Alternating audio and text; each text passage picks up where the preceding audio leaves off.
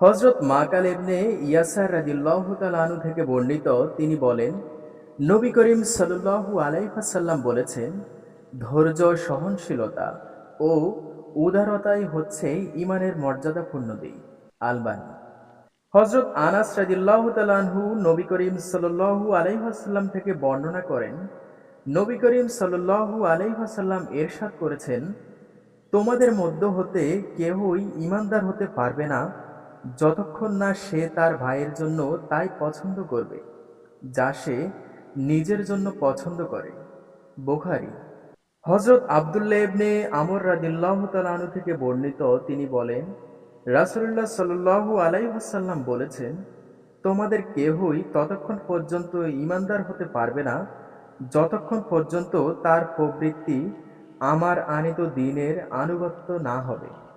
ইমাম নববীর ৪০ হাদিস।